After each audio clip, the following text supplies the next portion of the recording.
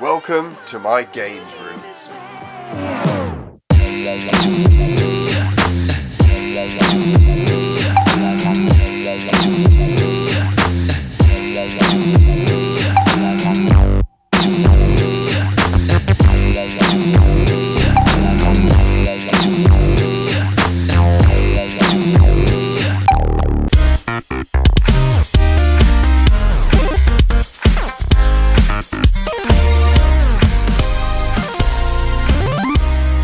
Konnichiwa! Welcome back to another Retro Game Boy show, and today we're going to be doing something quite special. We're going to be taking a tour of my games room. Now the games room I'm standing in today, I started at the beginning of 2019, and it took me 3 months to plan and get all the logistics in place, and then another month to build. And as we go into 2020, I finally feel that I've got the games room that I've always wanted. Today we're going to be looking at my 2,000 plus games, over 50 consoles, and some unique items that I've picked up along the way during my time in the games industry. Plus, we're going to be taking a look at my very unique gaming setup and seeing how I play my retro gaming consoles on 3 1080p screens. Now, for nearly a decade, my gaming room has been set up here in this small room. And like most retro gaming rooms, I had the cube-like IKEA furniture where all my games and consoles were situated. But over time, I started to find that my games collection just couldn't fit within these units. You can't fit a Mega Drive game on top of another Mega Drive game. DVD cases for the PlayStation 2 and GameCube just don't fit in there. And my PlayStation 1 and Game Boy game boxes couldn't even fit into these cube units. And so I ended up stacking these games on top of each other in weird places, behind each other, and it really wasn't fit for purpose. And so I got to a point in around mid-2018 where I decided that I had to do something about my games room. It just couldn't fit the number of games and consoles that I had in my collection. Added to this, I had a big Sony Trinitron TV in there and a smaller CRT TV in there, and they just took up tons of space. There was just no space inside this small games room. And so in 2019, I decided it was time for a change and started researching the types of things I wanted in my games room, the look and feel, the shelving, and what I wanted as my screen solution. One thing is clear. I wanted every single wall in this room to be covered in game paraphernalia, video games or screens or arcade machines. It was also super important for me to bring in some of the things that I always wanted as a kid but could never have. Things like a wall covered in TV screens, just like the original Sega advert I used to watch as a kid. Shelving was the other important piece for me. I needed shelves that fitted my games. I also wanted to have games, consoles and figures going floor to ceiling. And to do that, I was going to have to buy custom shelving. Now, custom shelving costs an absolute ton. And so I had to find the perfect balance between cost and my perfect shelving solution. And the solution I found I am super happy with. I ended up with an IKEA customizable shelf solution here where you can adjust the shelves to the height that you want. And I wanted a custom shelving unit that allowed me to recreate the kind of chaotic nature of a retro gaming room with boxes and TVs and games all stacked in different places on top of each other. And so I ended up going to Poland to have this gaming shelf and another one made that gave me that look. I've achieved floor to ceiling with this shelving unit, and I've got my figures and consoles all in here, giving me that kind of chaotic feel of a retro gaming room. Now, I spent way more than I intended to. I ended up gutting the entire room, taking up the floor, stripping down the walls, repainting it, laying down a new floor, and then putting this amazing shelving system in. I also went and put up my multi-screen wall and added this really nice effect, which I'll talk about later on in the video. But before we do that, I think it's time we grab the gimbal and take a look around my gaming room. Let's take a look.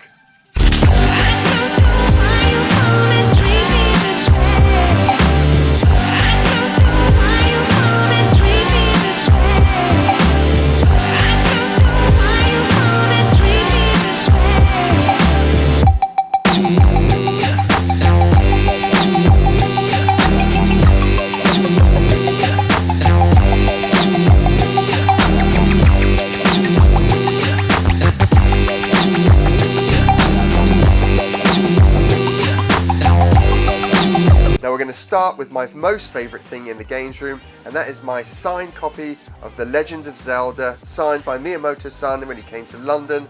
I queued up for hours to get this signed, and it's just the most amazing thing that I have in my games collection here. We've got my Game Boy games up here, Game Boy SP games up here, and then along the top here we've got all my amiibos. I haven't got many, but I've picked up the ones that I've liked the most and could get hold of because those things go quickly. Then down here we've got some of my Link figures. I'm a massive fan of Link, if you haven't guessed already. So we've got our Skyward Sword pirate captain here. We've got Link down here, that's a First for Figures. If you know about First for Figures, they make these amazing statues and figures for gaming characters. They're expensive, but they're just stunning. Let's get a closer look at Link here. Just looks great. And then this Link character here, this Link figure here, I actually got him from the Nintendo store in Nintendo of America. So I work in the games industry. I'm really fortunate enough to visit a ton of studios that my friends work at, and I got to go to Seattle and visit that studio there, and they have a museum and a staff store, and I spent so much I almost had to buy a new suitcase. Then as we move over here, we have my PlayStation games at the top here, PlayStation 2 games, and they kind of go all the way from here, all the way, the full length of the room, all the way down. And a lot of these games I've purchased, and a lot of them I actually managed to pick up while I worked at Sony PlayStation. So I worked on games like The Getaway, Wonderbook, SingStar. I created the PlayStation Trophy system, and they'd always have games that would be going relatively cheap. So I picked up those games there. And then something I really wanted in my games room when I remodeled it is I wanted to have console boxes on display. I could never have console boxes on display. I never had enough space. And so when I was working out my shelf spacing before I went and purchased it all, I made sure I had a ton of space here to bring in some of my most favorite game boxes in my collection. And my Mega CD box up there in pristine condition is my favorite console. It's not my best console, it doesn't have the best games, but it just felt like the future when I got it as a kid. And I'd saved up for it, and I bought it brand new when it first came out. And that was my first adopter console, or I was a first adopter on that console. It was the first time I'd been a first adopter. Then I imported the Nintendo 64, so I could get that early. And then we've got my Sega Saturn up the top there, PSP Go. That rusty tin up there is a Resistance Fall of Man 2 press kit. I picked that up while I was at Sony. And then as we move down, we've got my 32X. I picked that up this year. This is my fourth 32X. These things break on me, and then I sold them and regretted it instantly. Again, so I love Sega stuff. And the Tower of Power is my perfect console setup. We'll have a look at that later. Not the greatest games, not the greatest console, but it just felt so cool.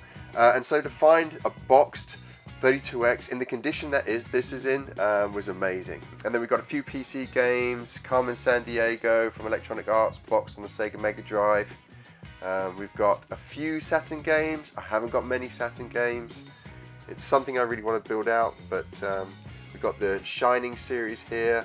Love that series. Wipeout, a massive fan of Wipeout. This is actually the PlayStation 1 version of Wipeout. But we have Wipeout here as well, and Wipeout 2097. King of Fighters 95 with the cartridge as well. And then we've got my Intellivision collection over here. And my Intellivision collection, the majority of this collection is from my childhood. So this was my father's console, and I inherited it, I guess, or stole it from him when I left home. And then I've added a ton more games on top of that, just to build out the collection. Over here is a little camera.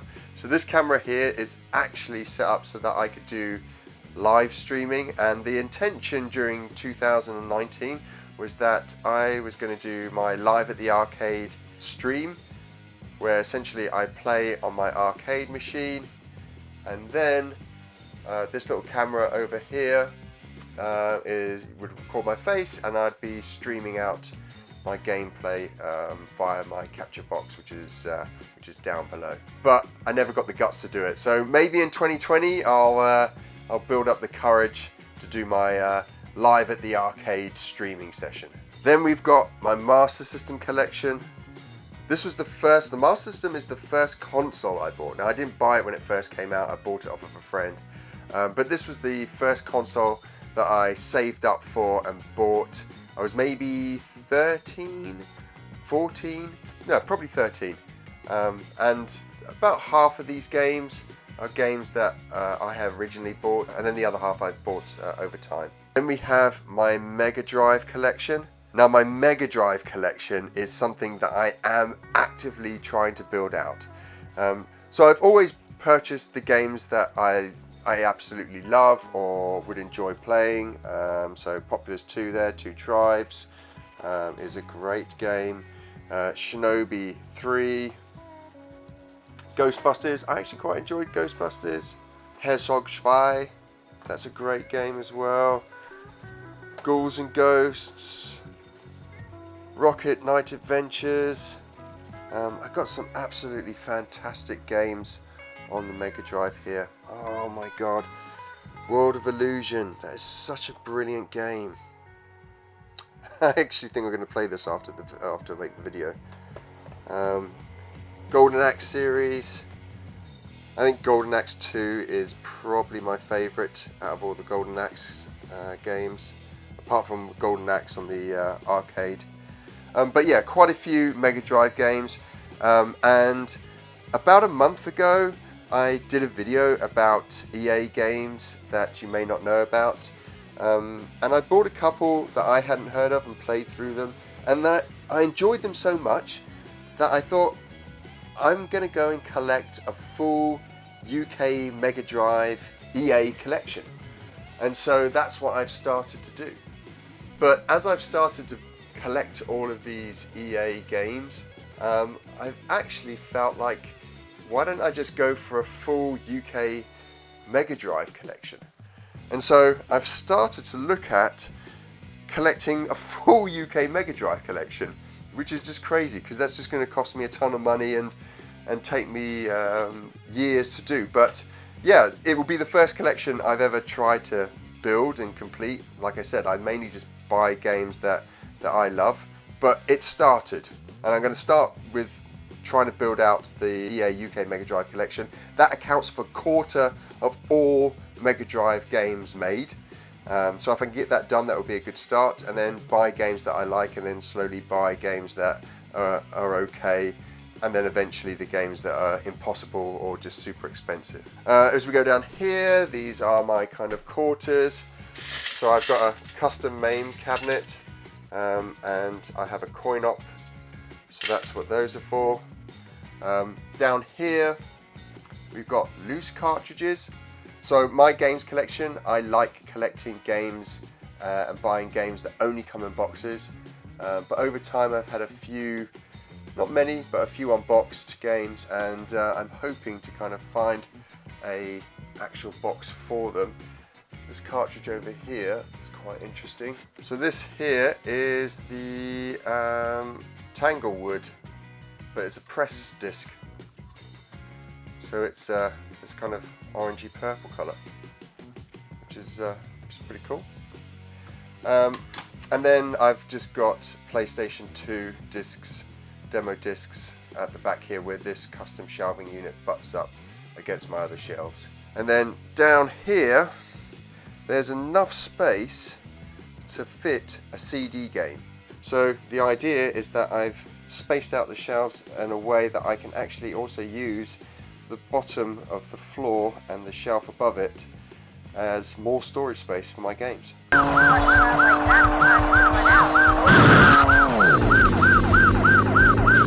Moving along, I've got my custom built main cab. It's pretty old now, it's about 12 years old. It's got a Pentium 2 in there. I've been thinking about just sticking a retro Pi in there, but Actually having the old Pentium 2 in there makes it feel retro now. But yeah, custom coin op down there, sandwire sticks, bat tops, and I kind of wanted an inspired Neo Geo cabinet, but still very custom to me. And so we've got the Neo Geo coloured buttons there, left player, right player, and the Neo Geo red, but still a retro Gamer Boy custom arcade cab. And then as we look up here, we've got some more game boxes. This is very cool. Again, I've got a video on this. I'll stick it up in the corner over here. This is an Eye of Judgment press kit, and it's probably one of the best press kits I have ever seen in my time in the industry. It's just fantastic. More PlayStation 2 games. I think if we look over here, it's the Getaway. So these are the games that I made. This is football. That was my first ever video game that I made. And then as we move over here, I worked on the SingStar franchise. We sold about 30 million SingStars. And SingStar, not many people know this, but SingStar pretty much bankrolled games development on the PlayStation 2. So games like God of War, things like that, Sony got the budget there from the sales from SingStar, which is awesome. Then I have a really small Nintendo collection. I mean, it's pitiful. Now, I used to have a big Nintendo collection, but as I went to university, I sold off my SNES collection. And so now I have this really, how many games have we got? 1, 2, 3, 4, 5, 6, 7, 8, 9, 10, 11, 12, 13, 14 SNES games. That's it. Even less N64 games. And about 24 NES games down there. But the majority of NES games I kept from when I was a kid.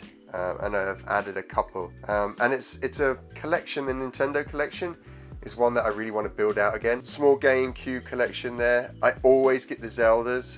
I pretty much just buy Nintendo consoles for Zelda and then get all the cool games that come out afterwards. And you'll notice on both sides down here and over there, I've got shelf space. And this is something that was really important when I was building out the games room. I wanted a ton of free shelf space so I could grow my collection as well.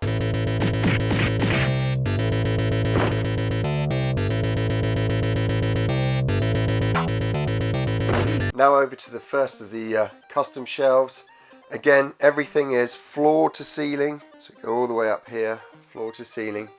And with this, I really wanted, like I said at the beginning of the video, I really wanted to capture this kind of chaotic feel that you get in a retro gaming room of games, with toys, with consoles. And I'm pretty happy with the results. I think what I need to get in here is some strip LED lighting, just to show off the figures. It gets a bit dark as the shelves go back. Down here, we have all of my PlayStation 3 games. Those are my Zelda graphic books over there. Another first for figure Zelda character there, Dark Link, special edition, or the limited edition of Link's Awakening. Down here we've got my Master System, and this is kind of rare to see nowadays. This is the Do Me a Favor Virgin promotional tape for the Master System. And then behind the Master System I've got a perfectly boxed TurboGrafx 16. It's in absolute mint condition. And I actually got my daughter to unbox it, like the first time in years. I got her to unbox it and try set it up. Now she's 10 now, so if you check out a video again up in the corner over here, you can see her trying to figure out how to box this thing. A couple more systems, a few more systems over here. PlayStation 2 Slim, this is my PlayStation 3 Slim, Xbox 360, and then this is a PlayStation 3 test kit, which is very cool. I've actually got a test kit for all the consoles up to PlayStation 3, and I'm just trying now to acquire a PlayStation 4 kit, but it's a little harder. That is my original PlayStation 3. Now this PlayStation 3 I got while I worked at Sony, and Sony gave them to us 2 weeks before anyone else got them. When we went to pick up the consoles, the staff there gave us a black bin bag that we had to put them in because they were scared that staff would get mugged on the way home from work for their PlayStation 3 consoles.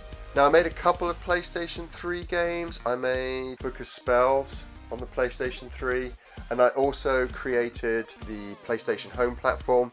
And then we got some PlayStation 4 games here, and on PlayStation 4 I made For Honor, which is cool. And then as we move up here, we've got another First for Figures here. We've got Skull Kid, and then we've got the limited edition of Breath of the Wild. It's been hard for me in my entire gaming life to say I've got a favorite game, but I think Breath of the Wild comes damn close to being my favorite game ever. It's just amazing. I absolutely love it. And then down the side here, there's a Stadia. You can't see the writing down there.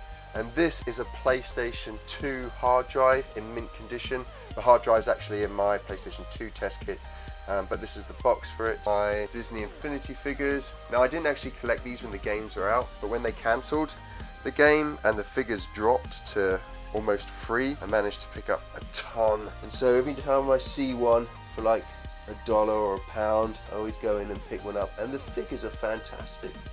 They did such a great job. I've naturally got every single Star Wars figure in there, and I definitely need to get some strip lighting in here as well. We've got some more PlayStation 4 games, Xbox One games. Pretty much all of these Xbox One games I got when Xbox One shipped. So I was working at Xbox, I was running the London studio when it shipped, so I got the I Made This console. I'll throw up a picture so you can see what that looks like. And then we all got these day one editions of the game as well, which was awesome. Xbox did a great job of just giving staff loads of perks. I also got an achievement, which is an Xbox release achievement or Xbox dev team achievement. And then as we go around here, we've got some more Zelda stuff and some Little Big Planet stuff. Then it's my favorite console collection of all time. It's the Tower of Power Mega CD Mega Drive 32X, which is just amazing. I absolutely love this console. Ground Zero Texas, I love that game. It's terrible, but I love it. I did a 60-second review of it years ago, and I'll put a card up here so you can see that. And then this I only picked up recently, and it's ASCIIware Mega Stick, and it's like the Power Stick, but I preferred this. So this is the one I had when I was a kid. This isn't the original one. I actually picked this up about 4 weeks ago. I found it at the bottom of a tub in a second-hand gaming store, but super happy to find this. Cleaned it up, made it look like new, and it's just a really weighty, great feeling arcade stick for the Mega Drive. Another First for Figures character here. This is my Katamari Damacy, and I got this for my birthday. Then another great First for Figure. We got Tails here, and these figures are huge. I mean, I got quite big hands. They're big figures here. My Mega Drive box in pretty good condition, but this is my original one, so it's got a little scuffing here. So I had this when I was a kid. Big fan of Little Big Planet, so I've got all the figures. Well, not all of them, but I've got a lot of the figures. And then as we go over here, we've got more figures. There's a ton of different things. These characters here are from a game I made at Microsoft called Eden Falls. The game was never released, but I ended up purchasing the game and setting up my own studio, and we'll do another video on that at some time. But yeah, more figures. Totoro, you can't not have Totoro in there. And up here we've got 360 games and the start of my Xbox games. I've got all the Fables, and actually my Fable copies are signed by my friend Simon Carter, who worked on it. It's pretty cool. So you can look up Simon Carter and you'll see who he is. Simon and Dean Carter. They pretty much kicked off Fable. My Jinx, my Gravity Rush figure, and I picked her up on my second visit to Japan. And then at the top here, more gaming stuff. Book of Spells, again I worked on that one. Neo Geo X, I picked that up for next to nothing. I think a week after they said they were not going to continue, I managed to pick it up for like £30, brand new. Wii U at the back there, and then this is a light. And then we've got my original Super Nintendo box over here. And then as we move around, we've got a couple of little interesting things over here. This is Final Fantasy X press kit, Intellivision's IntelliVoice module. This PlayStation signature thing here, this is a watch. And Phil Harrison, who is the head of Worldwide Studios and now the head of Google Stadia, he gave that to me. Lots of different plaques. So this is the Eden Falls game I mentioned, and this is all the team, they signed that. This is a 72 pins piece of artwork. So I got this just before Sega went under or stopped making consoles, and essentially it's got a Sonic cartridge in there, which at the time was blasphemy. Obviously it's not real, it's just a piece of artwork. My first game, so you get a plaque at Sony and quite a few game studios, you get plaques when you make games. So you get this type of plaque when you first release it. And then if we go down here to the Getaway, you've got a platinum disc for 1 million sales. And then somewhere down here is, oh yeah, there's the Getaway down there. Gold disc, that's for 500,000. And we've got a double platinum there, that's 2 million. And I think that went on to sell 3 million actually. Then we've got a couple of other things. There's my PlayStation Plus 5-year award. That's the PlayStation Home launch plaque. This is my 5-year award, and I got a 10-year award up in the loft. We've got the BAFTA, so I've won 2 BAFTAs for the projects that I worked on. Unfortunately, you don't get to keep the awards, but you get to keep the certificate frames. The awards stay with Sony. This is a patent block. So if you work at Microsoft and you come up with a patent, if you invent something, you get given this. Interactive playsets. Then we got another Getaway plaque. Just Dance. Sacrilege. Dance Star Party plaque. And then if we start at the bottom of the door, the idea for my door here is that I want loads of different game marquees going all the way up it. Again, I want every single wall, every single space in this games room to be covered.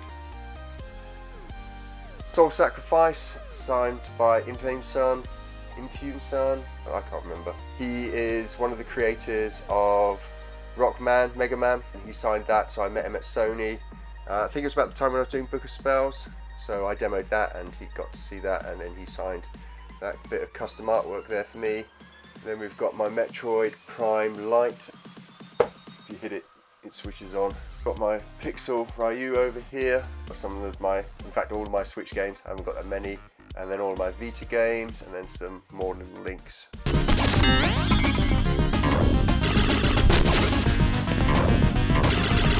Next up we have my console wall.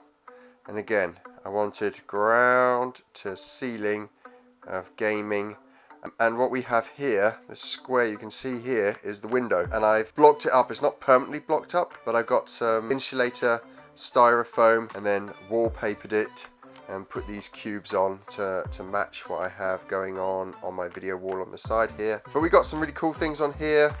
So over here we've got the special edition of Killzone 2. There's the original Game Boy up there, and then up on the shelf over here you can see there's the original Game Boy box. There's my Game Gear, it's some of those Tetris lights, it's my VR headset, again the Zelda figures that we've seen before. This picture here is from Ollie Moss. Now Ollie Moss is a famous graphic artist, and he did this picture, this print here, and my wife picked it up for me, which is just amazing, very awesome.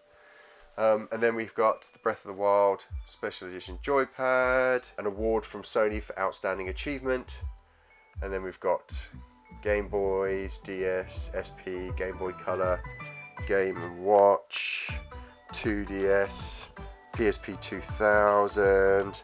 As we go down, we end up with the 3DS down the bottom here, and this is my PlayStation 2 test kit. But let's take a look at these consoles, and these are not all my consoles, but I think I've got about 54 4 consoles distributed around the room. But let's take a look at these consoles, and then we'll take a look at actually how I play all these consoles in this room. Before we do, let's just check out some of the stuff that we've got down here. Now to start off, I've got this box here, and we've got all of my Sega controllers in here, and here I've got other controllers, Neo Geo, stand, Atari 2600, I think that's a Neo Geo CD controller down there. This one, Xbox, PlayStation controllers, and this is all my Nintendo controllers. And given how small my collection is, the number of actual consoles I've got for Nintendo is pretty staggering. I think I've got more Nintendo consoles than I have any other console. These boxes here are where I keep all my cables. HDMI, then we've got USB, we've got the 360 power brick over here. This is RF cables. These are little adapters, power adapters, so this is like Neo Geo, the Atari adapters in there. Then we've got component cables here, there's a ton of those. And then this box here is, this one's quite cool. So this has got a ton of odd cables in there, but there's things like the GameCube link cable, and then this one for the Game Boy SP, so you could have audio jack. This grey one down here, that is the PlayStation link cable, and yeah, there's some other kind of funky cables in there as well. So this one has kettle leads and figure of 8, and then here, the cables in here are worth more than some of the consoles. These are all RGB cables, so this is the Mega Drive with the phono lead here, RGB cable. This is the 32X RGB cable, Master System, that's Dreamcast, there's a SNES one in there. Yeah, those are expensive, some of them custom made cables for my setup. And lastly in here, Nintendo adapters, Sega adapters. Quickly onto some of the consoles I've got down here that I play with more regularly than not.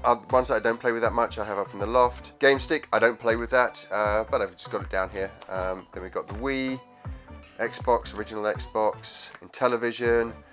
This is my original GameCube that I bought. This is not my original Panasonic 3DO that I bought, but I picked this one up in Japan. The Ouya, my original Master System. This is the one I was talking about earlier that I actually saved up for and bought. TurboGrafx 16, test kit for the original PlayStation. This is the Magnavox Odyssey, the first ever commercially available console, and I have it complete, boxed. I even have the original shipping box that it comes with. That's all up in the loft being protected. This is a freaking amazing console. I mean, it's rubbish, but it's amazing that it's the first ever commercially available console. So I'm so happy to have that in my collection. Then down here, the yellow PlayStation 1 is a multi-region chip PlayStation. Then we've got an iPad 2, PlayStation 1, that's my original PlayStation 1. Some gubbins in the corner. My SNES, it's my original SNES there with my original Game Boy, Super Game Boy, my original Nintendo system, although I'm pretty sure that was my younger brother's original Nintendo system and I nicked that. Then a knockoff version of the Mini with 400 games on, and this is the Resident Evil 4 Special Edition. There's the OSSC, we'll talk about that in a minute. The SNES Mini, Atari 2600 Woody, then we've got the Neo Geo X, and I'm desperate to get myself a Neo Geo AES. I think that's going to be the next console I pick up. My horrifically discoloured Dreamcast, my original Saturn, and my original N64.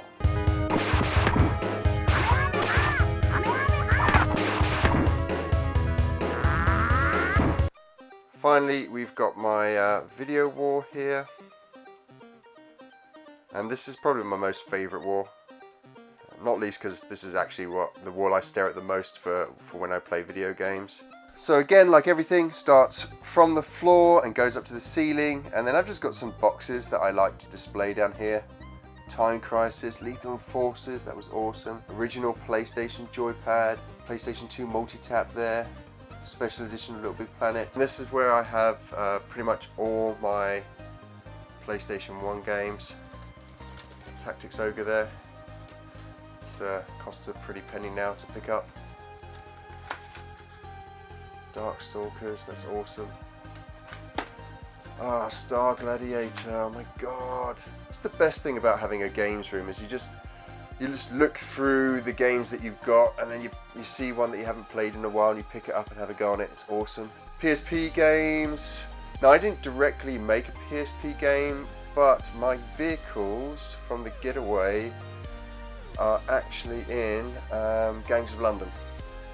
So in this game here. So the cars in here, one of my friends at Sony, he took these cars over here and he just rezzed them down. And I think I'm credited in the game, or at least the Getaway team is credited. Down here we've got some Japanese games. Again, look, the sample disc there. And I picked that up while I was at Sony. Then my small but totally awesome Mega CD collection. This is another collection that I really want to build out. There's some great games. Kyo Flying Squadron. This can absolutely go for a ton of money. I was really surprised that it went for so much. At the point when I was looking at how much this game went for, some people were selling it and buying it at about $1,200. Small Dreamcast collection. I sold a ton of my Dreamcast games when Sega pulled out. It was almost like in protest of them pulling out. I completely regret that now.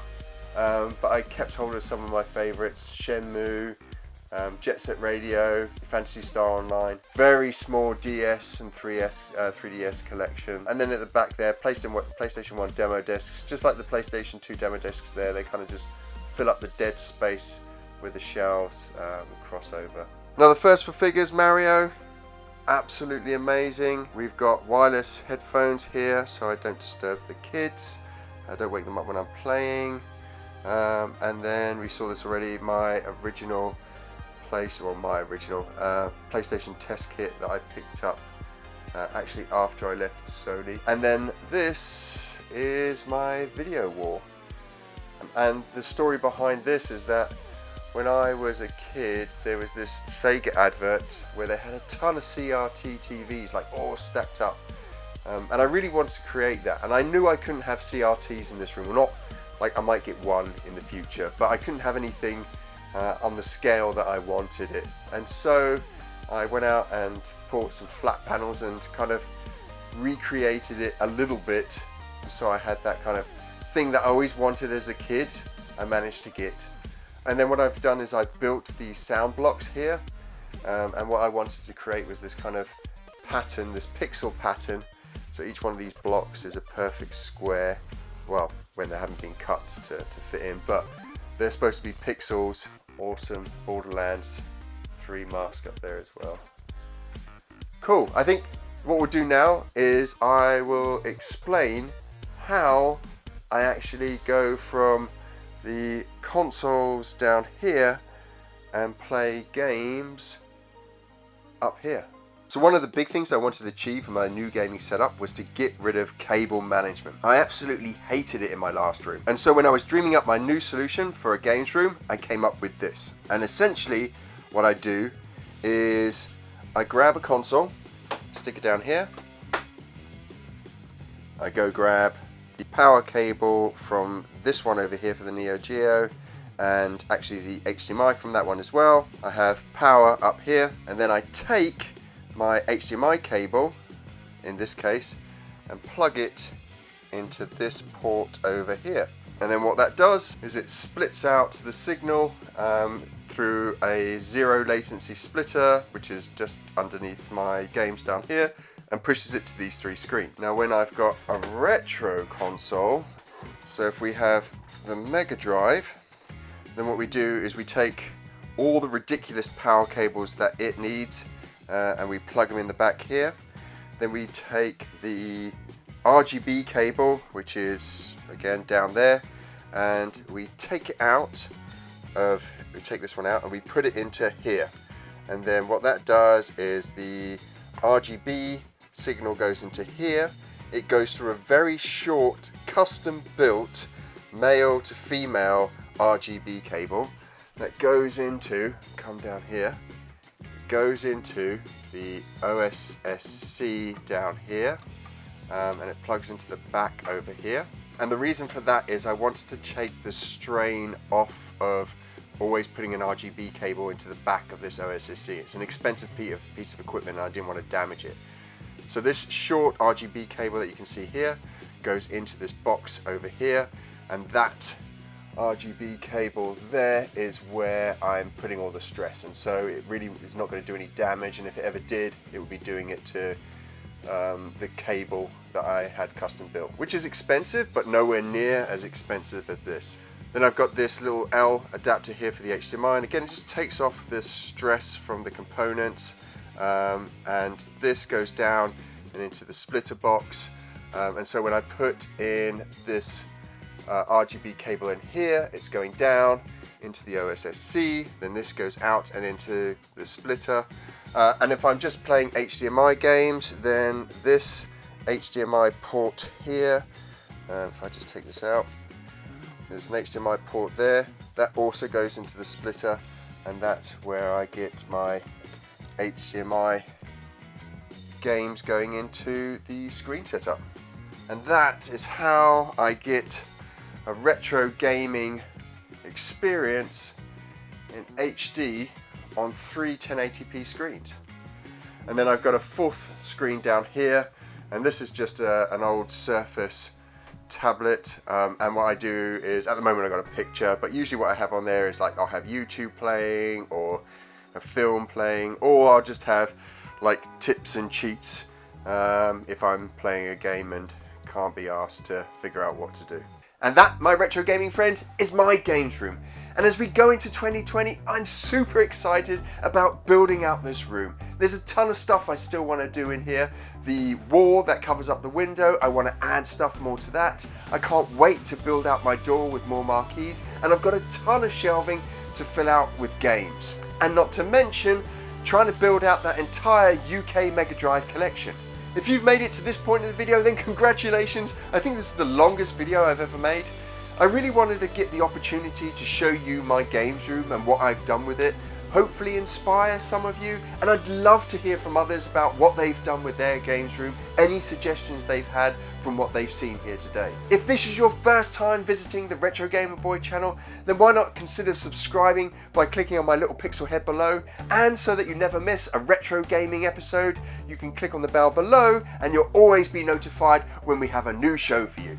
And you know the drill, if you want more retro gaming videos, then you can check out one of these two over here.